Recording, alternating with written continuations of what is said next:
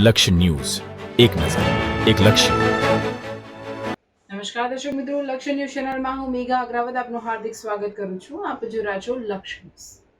નજર કરીએ આજના સમાચાર. કડી તાલુકાના નગરાસણ ગામે શ્રી રામચંદ્ર ભગવાનની પુનઃ મૂર્તિ પ્રાણ પ્રતિષ્ઠા મહોત્સવ ભવ્ય રીતે યોજાયો. કડી તાલુકાના નગરાસણ ગામે આજે સવારે વૈશાખ સુદ સાતમ ગુરુવારના પવિત્ર દિવસે શ્રી રામચંદ્ર ભગવાનની પુનઃ મૂર્તિ પ્રાણ પ્રતિષ્ઠા મહોત્સવનું ભવ્ય આયોજન કરવામાં આવ્યું. આ પવિત્ર પ્રસંગે સમગ્ર ગામમાં ધાર્મિક અને ભક્તિમય માહોલ સર્જાયો. આ મહોત્સવમાં આશીર્વચન આપવા માટે વિવિધ મઠોથી પધારેલા મહંતો તથા પરમ પૂજ્ય લોક સંત દેવ મુરારી બાપુ ઉપસ્થિત રહ્યા. કાર્યક્રમમાં રામાયણ અને ભાગવતના કથાકારોએ ધાર્મિક મહત્વ સમજાવ્યું. આ પ્રસંગે કડીના ધારાસભ્ય રાજેન્દ્રભાઈ ચાવડા, મહેસાણા ડિસ્ટ્રિક્ટ કોઓપરેટિવ બેંકના વિનોદભાઈ પટેલ, ઉત્તર ગુજરાત વૈષ્ણવ સાધુ સમાજના પ્રમુખ હરિયાળી મહેન્દ્રભાઈ કડી, એપીએમસીના chairman Govindbhai Patel, vice chairman Himanshubhai Khamar, Gangotri હોટેલના અજયસિંહ જાડેજા તેમજ પૂર્વ તાલુકા પ્રમુખ અશ્વિનભાઈ પટેલ સહિતના આગેવાનો ઉપસ્થિત રહ્યા હતા. તમામ મહાનુભાવોને ખેસ પહેરાવી અને ફૂલહારથી સન્માનિત કરવામાં આવ્યા હતા.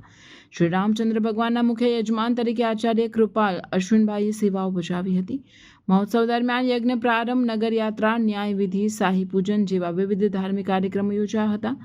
બીજા દિવસે પ્રાણ પ્રતિષ્ઠા, મહાપ્રસાદ, યજ્ઞની પૂર્ણાહુતિ અને ધ્વજારોહણ વિધિ સાથે કાર્યક્રમનું સમાપન કરવામાં આવ્યું હતું. આ પ્રસંગે ગામના તમામ દાતાઓએ ઉત્સાહપૂર્વક યોગદાન આપ્યું હતું અને સમસ્ત ગ્રામજનોએ ભોજન પ્રસાદ ગ્રહણ કર્યો હતો.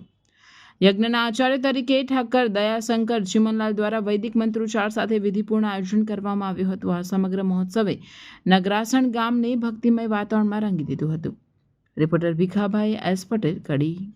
અમારા નગરાસણ ગામમાં સમગ્ર રઘુકુળ, સમસ્ત રઘુકુળ આચાર્ય મળીને તથા સમસ્ત નગરાસણ ગામ મળીને અમારા જે આજથી મૂળ જૂનું મંદિર, રામજી જૂનું મંદિર 517 વર્ષ પુરાણું હતું, એનો જીર્ણોદ્ધાર કર્યો અને સમસ્ત નગરાસણ ગામ તથા સમસ્ત રઘુકુળે આ મળી અને એનો ફરીથી પુનઃ પ્રાણ પ્રતિષ્ઠા મહોત્સવ રાખેલ છે. તેમાં ઉત્તર ગુજરાત વૈષ્ણવ સાધુ સમાજના પ્રમુખ શ્રી મહેન્દ્રભાઈ હરિયાણી તથા મહંત શ્રી વિષ્ણુદાસજી મહારાજ તથા સમસ્ત સાધુ સંતોનું ભવ્ય અહીંયા અમે સ્વાગત કરેલ. અને આ મંદિર આશરે 517 વર્ષ પુરાણું હતું એવો અહીંયા ઇતિહાસ છે. અહીંયા પ્રથમ ગોરધનદાસ બાપુએ દેવીદાસ બાપુને પોતે ખોળે લીધેલા અને આ જગ્યા સુપ્રત કરેલ. અહીંયા બાજુમાં તુલસીદાસ બાપુની જીવન સમાધિ છે અને જૂનો ધૂણો છે અને જૂની ગુફા છે. ત્યાં બેસીને સાધુ સંતો ભજનો કરતા. તુલસીદાસ બાપુએ સોલંકી કુળના પૂર્વજ છે. તેમનું મૂળ નામ તેજા બાપા હતું અને તુલસી ક્યારો બાજુમાં હોવાથી તેમને ઉપનામ મળેલ તુલસીદાસ બાપુ. અને તેમના વંશજો આ મંદિરની હાલ પૂજા કરી રહેલ છે.